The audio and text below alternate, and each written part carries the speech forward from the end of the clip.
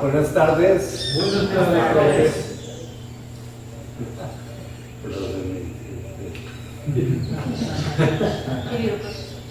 Entonces, hoy vamos a ver un tema muy chévere que se llama el bloqueo. Resulta que ese es un tema que no le paran muchas bolas en los cursos de literatura y de escritura creativa y esas cosas, pero resulta que se pone uno a mirar y es un tema supremamente importante. Yo me puse a hacer una charla con el chat GPT, hacerle un poco de preguntas con relación a eso.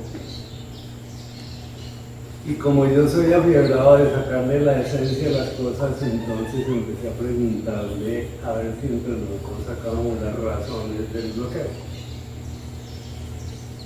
Y llegamos a hacer una especie de historia de las cosas, una historia, un mapa de lo que es el bloqueo.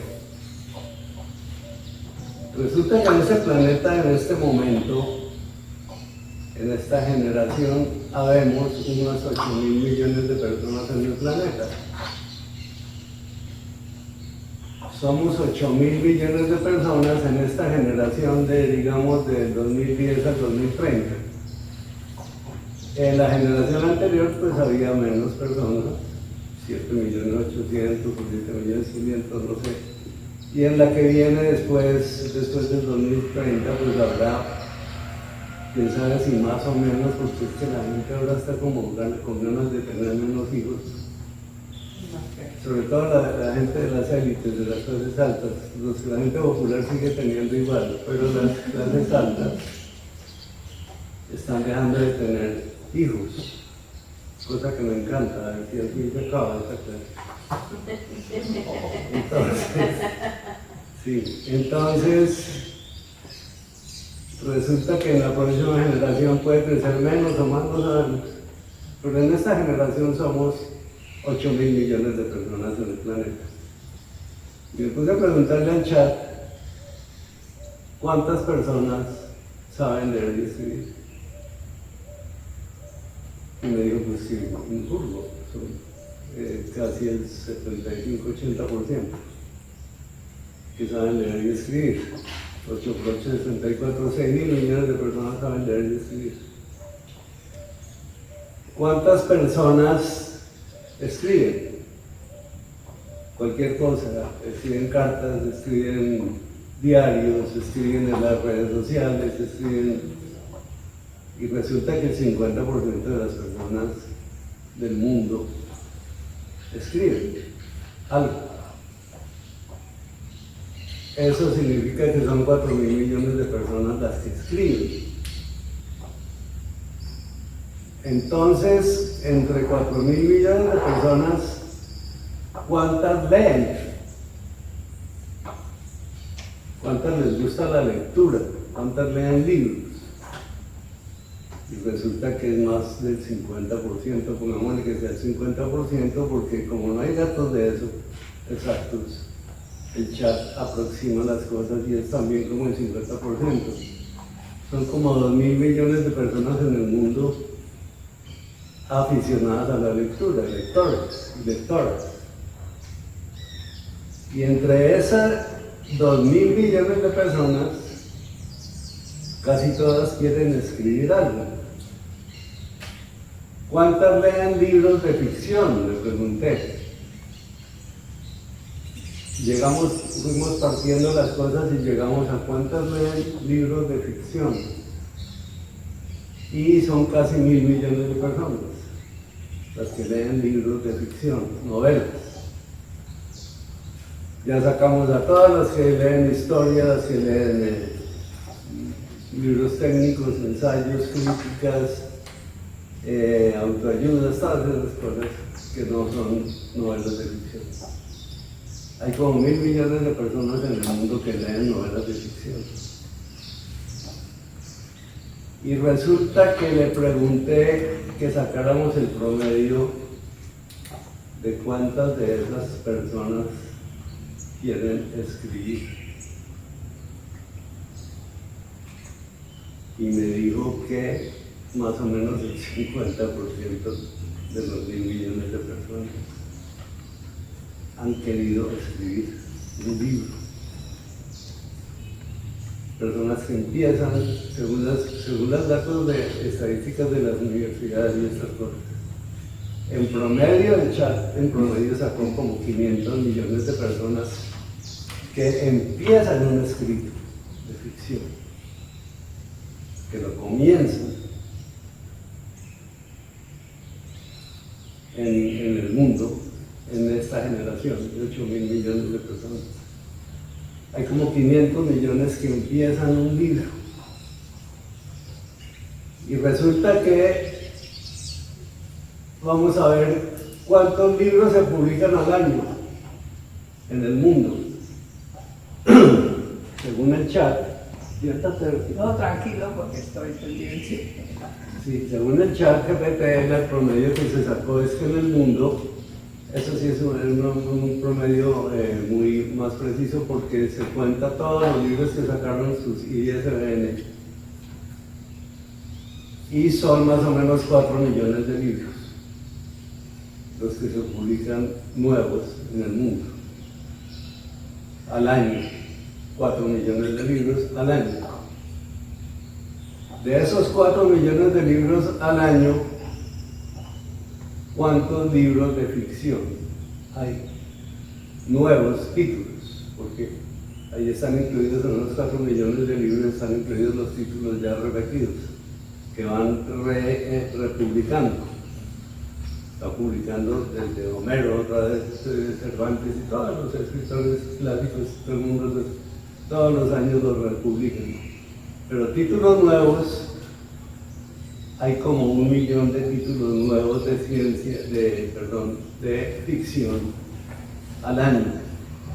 1 millón de títulos nuevos de libros de ficción al año. ¿Qué quiere decir esto? Pónganle cuidado al dato porque hicimos todo ese proceso con el chat GPT. Pónganle cuidado a este dato. ¿Cuántos libros eran? ¿Cuántas personas eran las que querían escribir un libro? 500 millones. ¿Cuántas se publican? 1 millón, incluyendo los escritores que sacan títulos nuevos. ¿Qué quiere decir esto? Que 1 millón de personas al año en toda nuestra generación son 20 millones de personas entre los 8.000 millones. 20 millones de personas en esta generación lograron escribir sus libros. Entre 500 millones. Buenas tardes.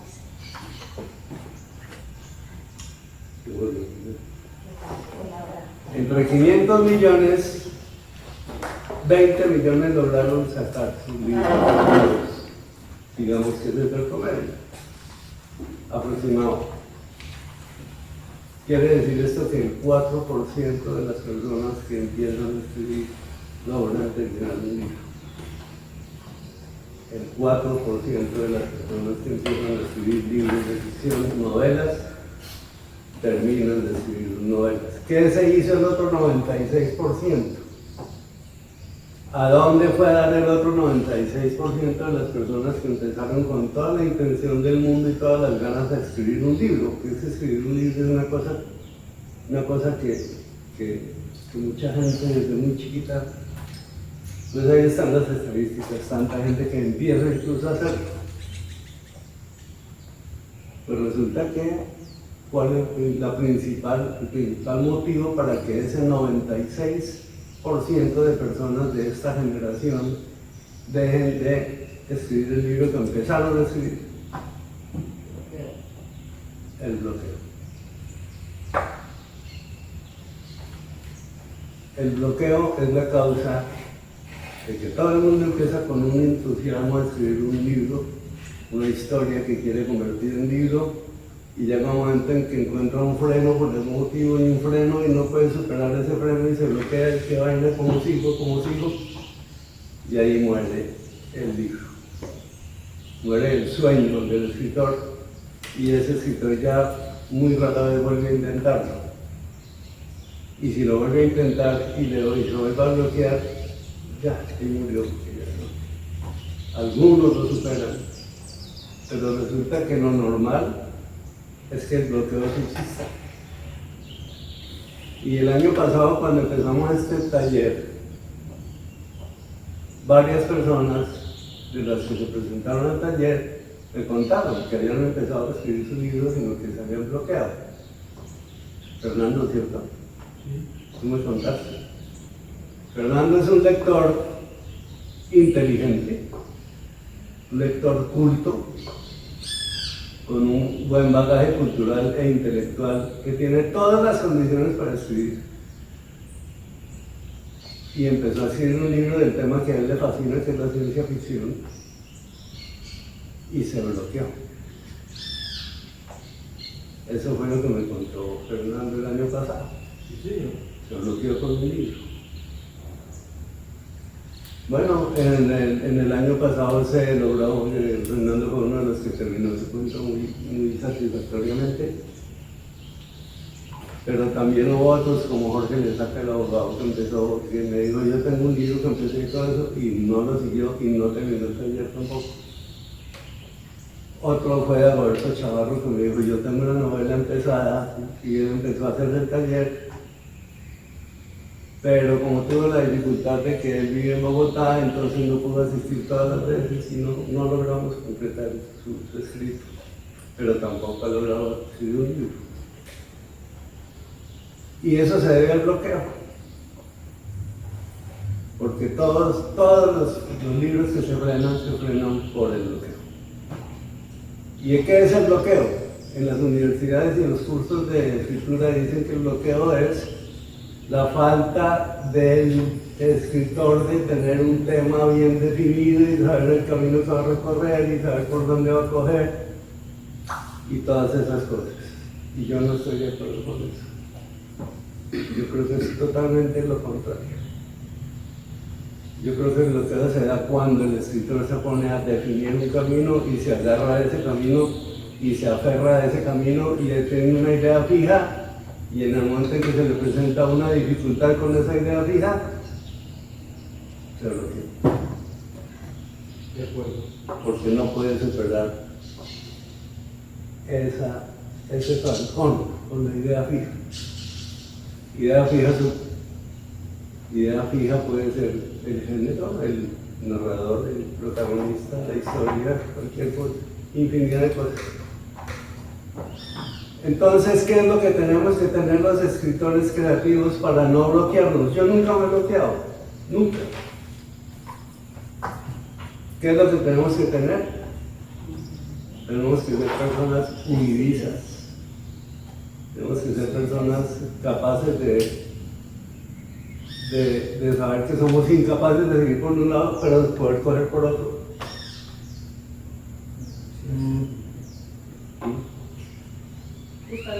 Señora. Yo creo que ahí es bien importante lo que tú nos comentabas en el taller, no el pasado, sino en el anterior,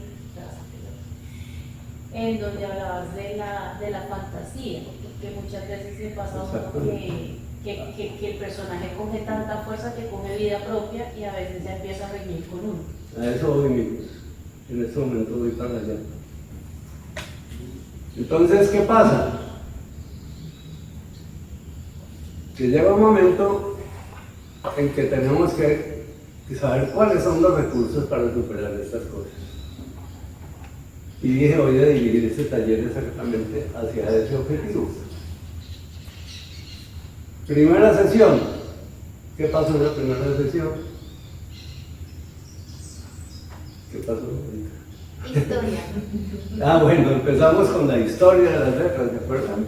Que recontamos la historia desde los primeros registros en las cuevas, la pintura rupestre de las cuevas de Altamira, seguimos con los jeroglíficos egipcios, los de escritura cuneiforme de los sumerios, hasta que llegamos al alfabeto de los acadios y todos los demás alfabetos que son los que nos ponen aquí. vimos esa historia de las letras como para saber en qué mundo tenemos en las manos. Conocer la esencia de eso para amarlas más, las letras. ¿Y qué pasó ahí? Empezamos a ver qué cosas nos dan las letras. Las letras nos convierten en esos seres omnipotentes que creamos un universo y que somos un Dios en un universo. Eso lo vimos ese día en la primera sesión. Somos un Dios capaz de crear un universo y manejarlo como se nos dé la gana. No hay frenos en eso. Tenemos toda la autoridad del mundo para hacer nuestra historia. ¿Qué más vimos? Que somos seres que con la escritura es la única actividad en que el ser humano puede ser por completo libre. ¿Por qué? Porque es en la única actividad en que el ser humano puede trasladar todo lo que hay en su imaginación y ponerlo ahí.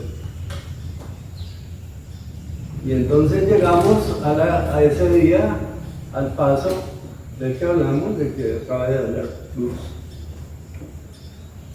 Y pusimos un ejercicio, lo recordarán ustedes, primera sesión, ejercicio, diga ustedes si tiene una imaginación libre, y si la tiene diga por qué, y si no la tiene diga por qué. ¿Y todo, para qué debería ese ejercicio? ¿A qué? Pues a eso, a que cada uno sepa qué tiene con su imaginación. Y yo no me voy a poner a decirle, usted tiene frenos y supérelos, porque eso es como los psicólogos los que le dicen a uno. Usted tiene su ego, no sé cómo, tiene que superarlo. ¿Quién dijo que eso es así? Sí, olvídese de su ego. No, eso no es así, hermano. Eso tiene que ser con golpes que aprende uno, y con ejemplos y con práctica. Eso no se aprende sino viviendo las cosas. Entonces, un paso muy importante fue eso, entender que nuestra imaginación tiene frenos. Fernando puso un ejemplo excelente cuando les dije a ustedes, que les digo, si escriban que una persona que quiere acostarse con la mamá, y hicimos el ejemplo que no se meta con ese tema, Gustavo. Resulta que Fernando nos puso el ejemplo perfecto de Edipo. ¿Qué habría pasado si el señor Sófocles le da por decir, no, yo no me meto con ese tema? Pues que no tendría el mundo una obra del tamaño de Edipo. Pero Edipo no sabía que era. ¿Cómo? En la ¿Y cuando obra. supo qué pasó?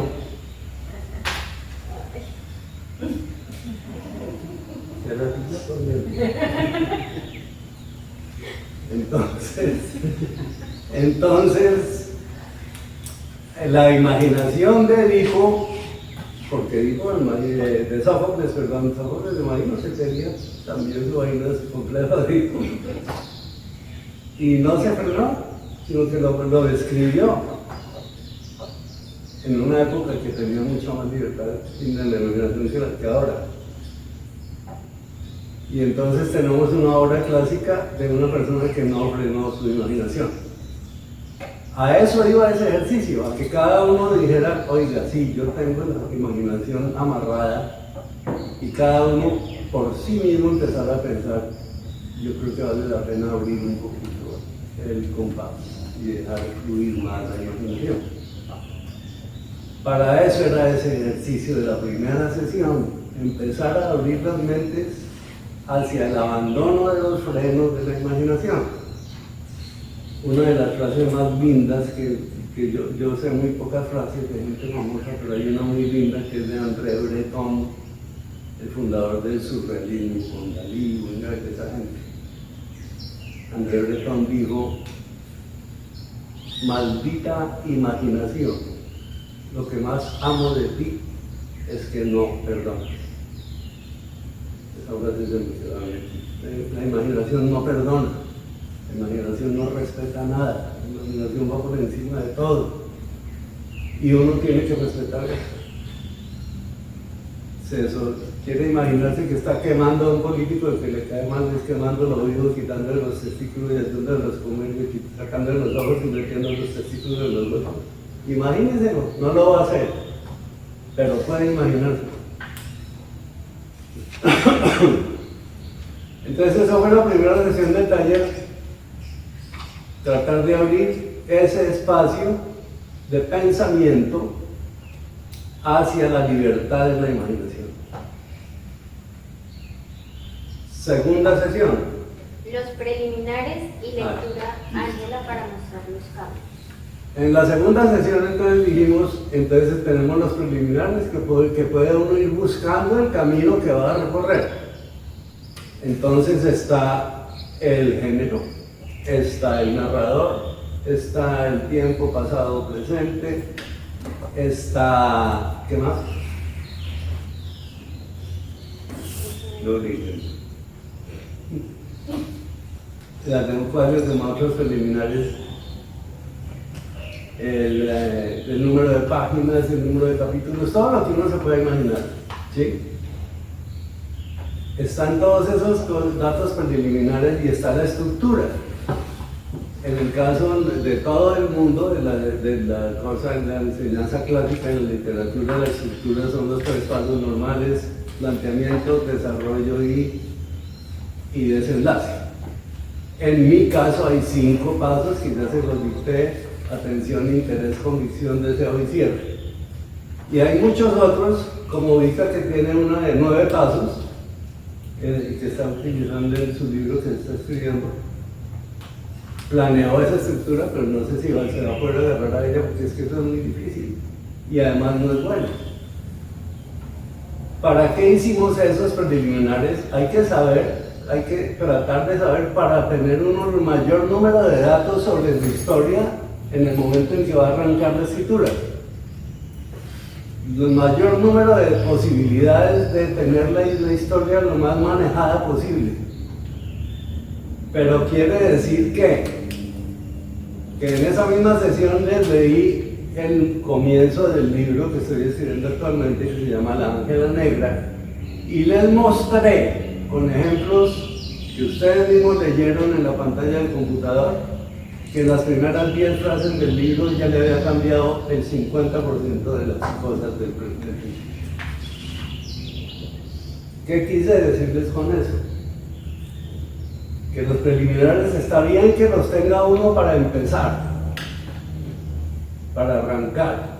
Entre más seguro arranque, con más datos y con más recursos, arranca con más seguridad y todo. Pero si en el primer paso se le presenta que un personaje con su carácter propio demuestra un camino diferente, hay que cogerlo. Eso fue la segunda sesión. ¿Se acuerdan? ¿Para qué hicimos eso?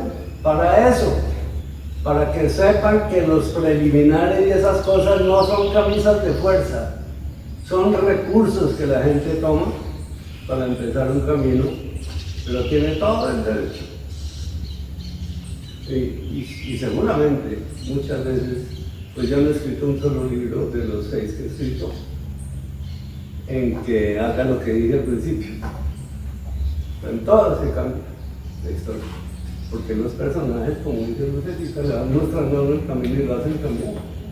El personaje adquiere su carácter propio y es el que manda, a no ser que uno se quiera tirar el libro, hacer una cosa mediocre, entonces uno maneja el personaje. Pero si uno va a dejar que el personaje sea el que maneja su historia, la historia tiene muchas más posibilidades de éxito. Entonces eso pasó en la segunda sesión. Yo espero que estén asimilando esto que estoy diciendo para que vean que todo lo que se ha hecho aquí tiene un sentido, un camino que recorrer. Tercera sesión. ¿Qué pasó en la tercera sesión? Revisión de tareas. Revisión de tareas. Los géneros. Traiga usted, estudie 4 géneros y escoja uno y describa. ¿Para qué? ¿Qué carajo me importa a mí qué género quieren escribir ustedes? Que escriban lo que quieran. Que el drama, que la comedia, escriban el que quieran. De hecho, en sus proyectos individuales, pues pueden hacerlo.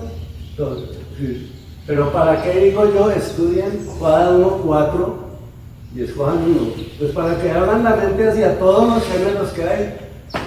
Para que no nos amarremos al drama y la comedia, sino para que veamos que hay 100 trajo Lucecita, trajo 100 géneros,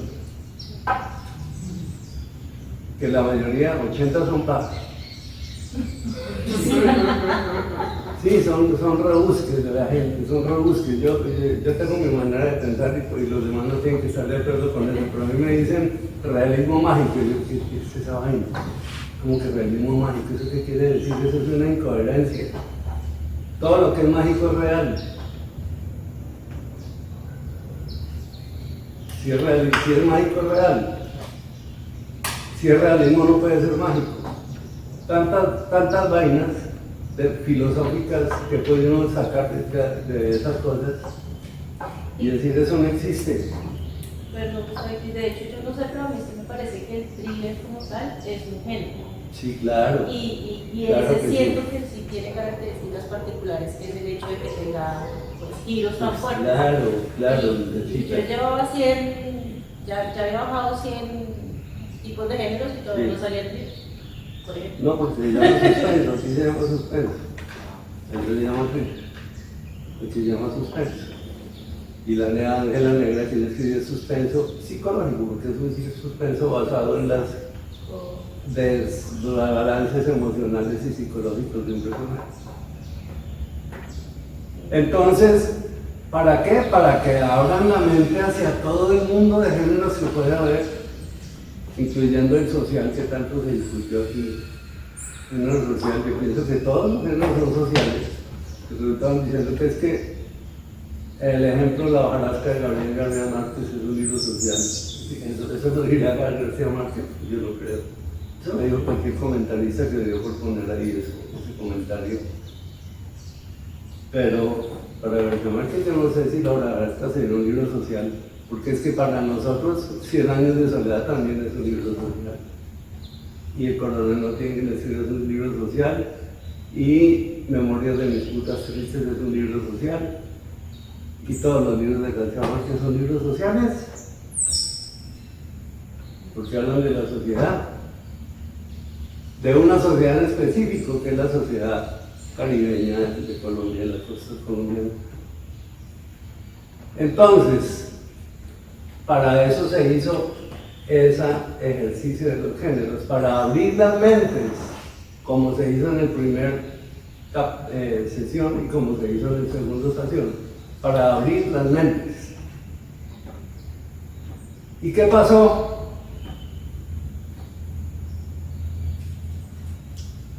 Como último argumento de los bloqueos, les pongo un ejemplo de mi libro Proyecto de Arte, fue el primero que yo escribí. Me llegó a la mente una historia porque estaba de moda la vaina del SIDA, el mundo entero estaba aterrado con la epidemia del SIDA. En ese momento se estaba muriendo mucha gente famosa, todos los homosexuales, porque no se morían sino homosexuales. Y se murió un amigo mío del colegio que habíamos sido compañeros y que era gran amigo de un grupo que teníamos y ninguno se dio cuenta que él era homosexual, solo cuando vino a morirse en el año 86 tal vez. Supimos todos que nuestro amigo, compañero, amado era homosexual. Eso pues no tiene nada malo, pero no lo sabíamos. ¿Por qué? Porque en esa época el closet era muy cerrado. En esa época era muy difícil salir y decir eso. Ahorita no, ahorita la diversidad de género está perfectamente aceptada, pero hace 40 y pico de años, 50 años no. Entonces se murió este tipo, ese amigo, y este virus molestando tanto, y yo trabajando en televisión, actuando y con ganas de escribir un libreto para una novela. Digo, voy a escribir esa vaina. Voy a escribir la historia de un científico que en su laboratorio está haciendo un experimento de manipulación genética para buscar un remedio para una enfermedad muy grave, y uno de los virus que inyecta en la sangre de los voluntarios empieza a mutar adentro de esa sangre y se convierte en el virus del SIDA, que que es lo que yo creo que pasó, pero creo, porque como dijeron que era un mico del África que había hecho, aprendí el libro. Y dije, voy a escribir la historia, y empecé a escribir el libreto y a cuadrar todo en la historia. Y me encontré con la primera gran dificultad, y es que para esa historia, que es con un fondo sexual supremamente, es la columna vertebral de la historia del sexo, pues tenía que meterle cosas explícitas y todo que no son bien vistas en la televisión, no son aceptadas. La televisión, que es una pantalla para la familia y todo eso, se ponen muchos problemas en las cosas. Pero no me bloqueé por eso. Dije, no, pues me voy a hacer cine en lugar de televisión, que en el cine aguanta todo. Me pasé al guión cinematográfico con mi proyecto Eva. Y cuando estaba en el guión cinematográfico, empecé a darme cuenta que yo no sabía un carajo de cine. Dije, no soy capaz de hacer eso, un guión, cuando ya iba adelantando eso.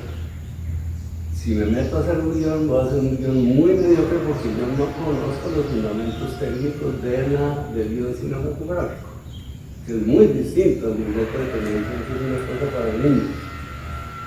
Como decía Carlos Mayor, el director, la televisión es para asustar a los niños y el cine es para asustar a los grandes. Son dos cosas muy diferentes. Entonces, ¿qué pasó? ¿Me bloqueo? No. Me voy a escribir un libro sin haber escrito nunca nada. Y empecé a escribir mi libro. Y llegué y empecé a escribir mi libro y me encontré con un lío horrible, y es que para hablar uno de manipulación genética, pues tiene que saber de manipulación genética, maestro. ¿Cómo hace uno para escribir un libro sobre un científico que manipula los genes si no sabe sobre manipulación genética? ¿Se jodió el proyecto? No, ningún proyecto se jodió. Me fui para una institución, no me acuerdo cómo se llama la institución que tenía el gobierno aquí, el estado, en que manejaba cosas de semillas. El ICA, gracias. Y me fui para el ICA y allá me dije de estos científicos que manejan genética, y me presentaron a una doctora, la doctora Ruth Rojas, una señora bellísima, queridísima, bellísima persona, una científica microbióloga, una mujer de unos 45 años, de unos 60 y 200 kilos de peso. No obesidad total, pero es una simpatía, una generosidad, una belleza de persona.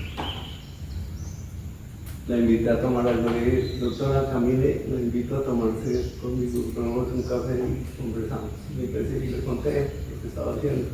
Y se entusiasmó esta señora y empieza a botarme datos y a botarme, y se me destrabó mi cuento y logré escribir la parte de la genética en el libro como una cosa que cualquier científico que la lea, aunque es muy elemental lo que dice ahí, muy superficial, está bien hecho. El autor no se bloqueó, y eso es lo que yo quiero, que aquí las personas que empiezan a escribir no se bloqueen. Eso es todo, a eso va el cuento. Ahora, ¿qué pasó en la sesión pasada? Que hablamos de los géneros, y a lo último, espero que hayan entendido que todo esto es para abrir las mentes. A lo último hacemos un ejercicio en el cual en 5 o en 10 minutos que duró el ejercicio,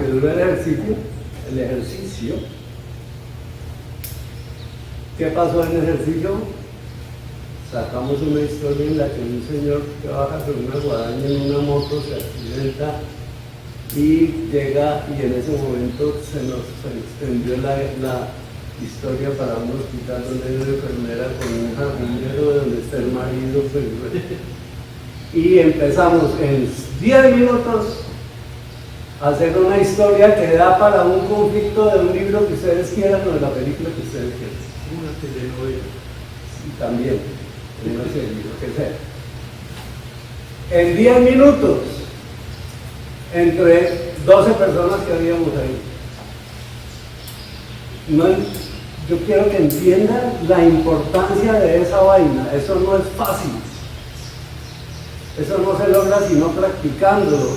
Empírica se llama eso. Eso no, díganle a otra persona, creen en 5 minutos de una historia. Sí. Bloqueado. Y aquí en 10 minutos sacamos una historia. Eso es lo que estamos buscando aquí. Abrir las mentes para tener la agilidad de poder hacer esas cosas sin bloquearnos. En un ejercicio colectivo que se ciñe a esas cosas. Y todos ustedes van a hacer unos ejercicios individuales en los que pueden hacer lo que quieran. Aplicar los géneros como quieran, aplicar todo lo que quieran.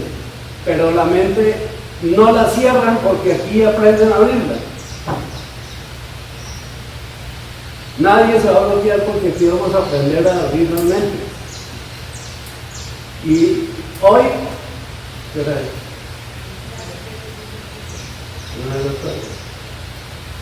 Sí, vamos a hacer un ejercicio escrito, sin hablar más paso. Les voy a proponer un ejercicio escrito.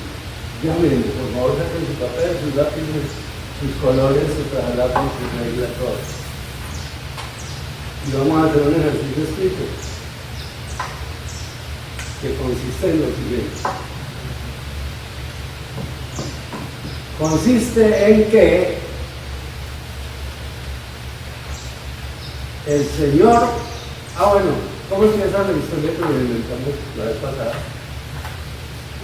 ¿Quién me dice cómo empieza? Levanten la mano. Y el moderador dice quién habla. ¿Cómo empieza la historia que nos inventamos? Tú no, porque tú ya tienes idea de eso.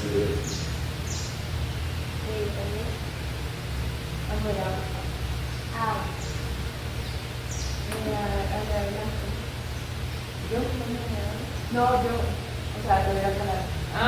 No, pues, la de pasado, comenzaba con las 11 de la mañana en la carretera. No, más No. ¿Quién me dice cómo empieza la historia? No, así no empieza también. ¿Quién me dice cómo empieza la historia? ¿Ves? La historia comienza con el desplazamiento de una persona en motocicleta con una guadañadora. No, así no empieza la historia. ¿Quién me dice cómo empieza? Un hombre se cae con la guadaña que traía. No, así no empieza la historia. ¿Quién me dice cómo empieza? Con la historia del mensaje celular. Por ahí va la cosa. ¿Cómo es?